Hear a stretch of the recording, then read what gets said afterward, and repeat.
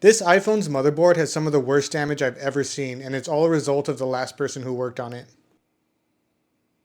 When I first got this package, I thought it was going to be a standard recovery. The intake form just indicated that it had an Apple logo boot loop and that the customer sent it off to a data recovery company who said it was unrecoverable.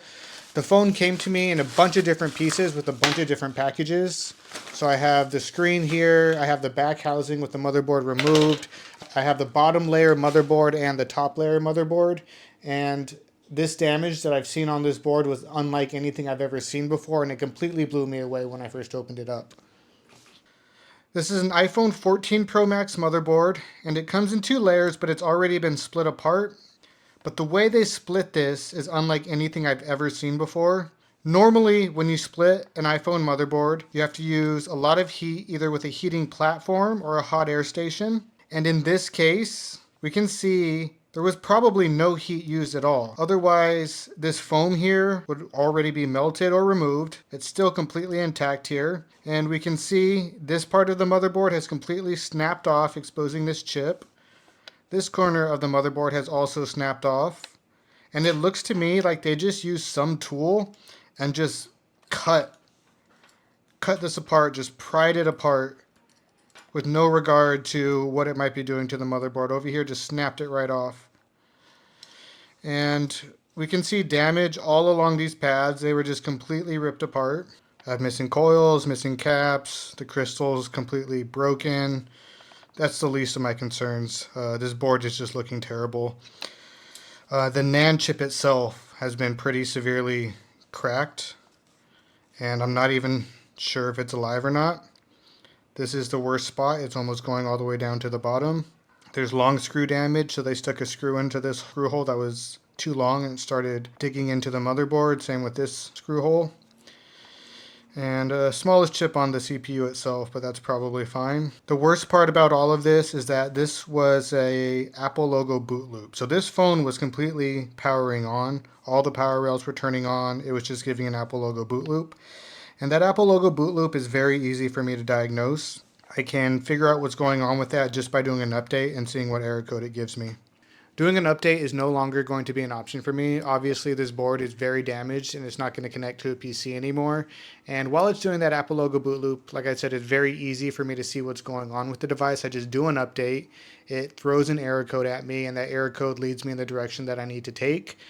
But sometimes the error code is a data corruption error code, and there's only a few things that you can do with data corruption. There are some software techniques that we can try, but if they don't work, I just call the recovery unsuccessful and I send it back to the customer. Now, however, I'll have to do a full CPU swap just to get back to the original problem of the repeating Apple logo, and at that point only will I be able to do an update to see what the error code is. And after doing all that work of the CPU swap, I may find this to be data corruption and there will be nothing I can do with it. So it's a very big inconvenience. And this is my original intake form. As you can see, it says it was sent somewhere else and the lab indicated a surge or damage in the motherboard.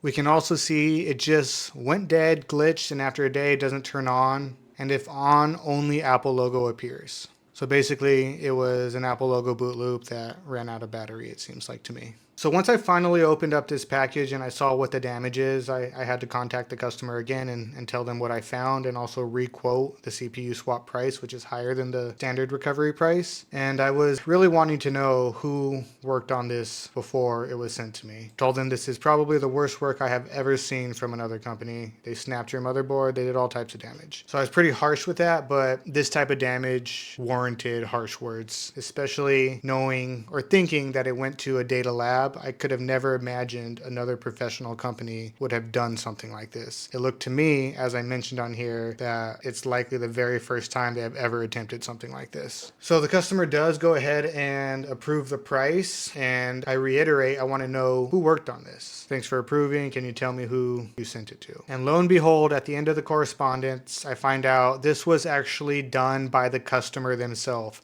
It was me. I was desperate. I did have the lab here in my town look at it, but they were not able to help due to the fact that they suspected it had to do with the motherboard. So she sent it to a professional company. The company said they couldn't do anything with it, and this customer decided that they were going to attempt this themselves. So when I first opened this package, I was upset that another company could have done some damage like this, and I was ready to name and shame them. But when I found out it was the customer themselves, I mean, it wasn't the smartest decision, but at least it wasn't a professional company that did something like this. So the moral of the story is iPhone motherboard work is not something you can do yourself if you are an end user. This type of damage can very easily lead to an unsuccessful data recovery. And now, when I look at this, it makes so much more sense. Of course, another company wouldn't have done this. That just wouldn't even make sense as a business model. That would mean like they have never had success before seeing this type of damage. So I'm no longer like upset, but I am annoyed that I still have to do this. It's going to cost the customer a lot more than it would have normally, and there's a chance that it's not recoverable at all and it's just a waste of everybody's time. And I really don't know what they were trying to accomplish. Even if they got this motherboard split apart perfectly fine, that's only a part of the process. You're not done. And they obviously had no way of getting this back together. And I don't know what they were looking for once they pulled it apart. If they don't know what they're doing, it just doesn't make much sense.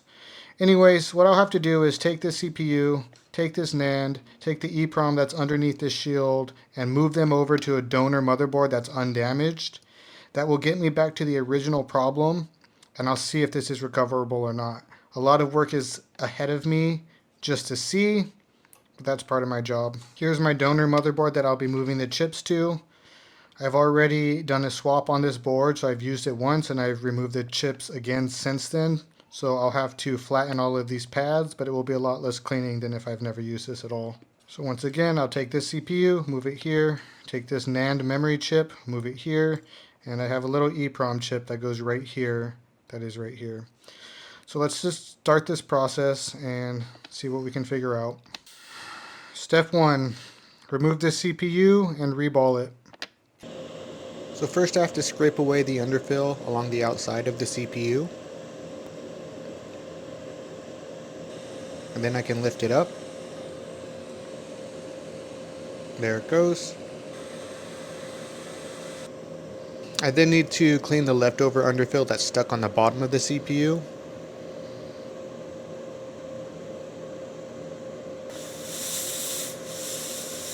And then I need to clean up all these pads, so I'll apply some low melt solder to make the job easier. And I'll reflow all these pads.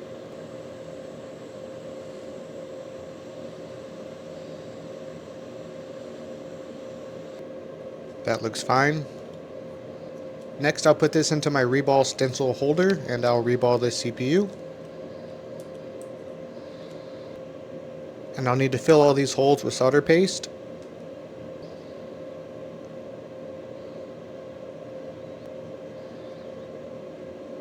Make sure it's nice and clean. And I like to do one corner at a time. It gives me the cleanest reball when I do it this way.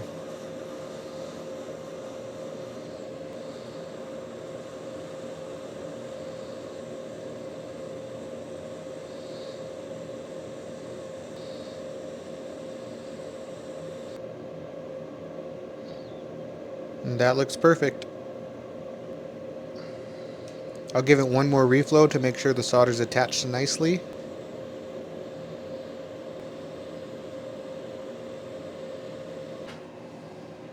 Next I'll remove and reball this NAND chip, and I sure do hope it's still alive. It's really not looking too good. So once again, I'll clean the underfill along the outside.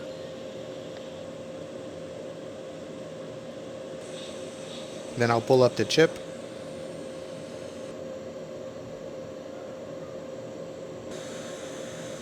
I'll clean it up and apply low melt solder again. And then I'll flatten these pads with the solder wick.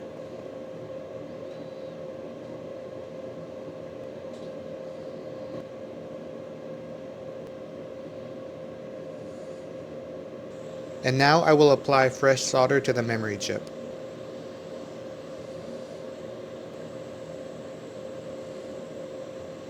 And I always find it super satisfying to watch these balls form. Isn't that cool?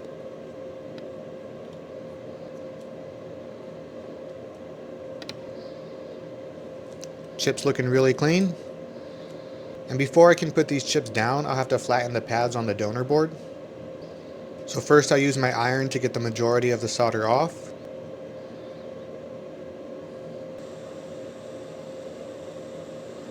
And then I'll go in with my solder wick to make sure it's perfectly flat. Because I've already used this board as a donor before, these solder pads already have lower melt solder paste on them and they're easy to clean up. If that wasn't the case, there'd also be a lot of underfill I'd be cleaning right now.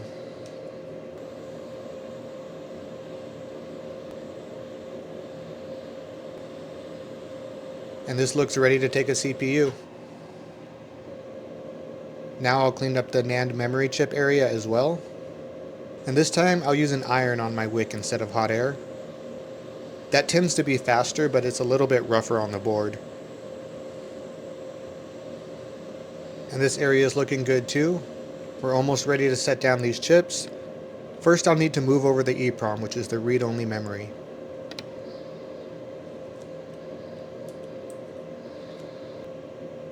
I try to just lift it up without disturbing the solder balls underneath it. That way I can just set it down onto the donor board without having to reball it.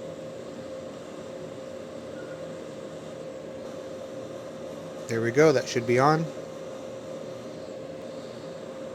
Now we're getting to the home stretch. I'll put down the memory chip and solder it on.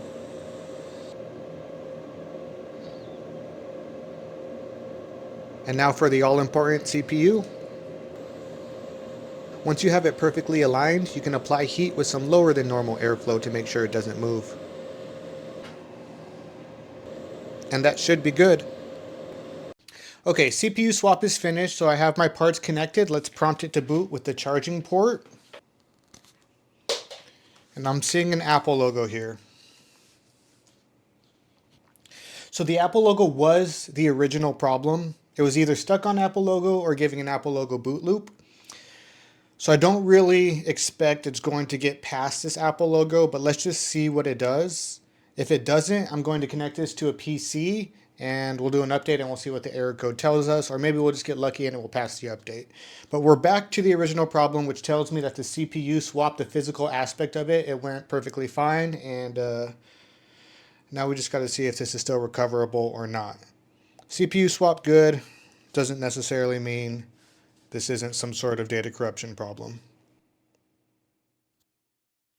Well, there we go. It just booted up. That's best case scenario. That's absolutely great. I'm so happy to see this. I don't actually have the bottom board connected in a jig, so this will give me a 3-minute reboot. So I'll just go ahead and turn this off now. So data recovery is successful. This customer is very, very lucky that she didn't completely ruin this motherboard. Again, if you're an end user, you don't want to touch your iPhone motherboard, especially this customer stated these are the only pictures she has of her newborn child and that they're very important to her.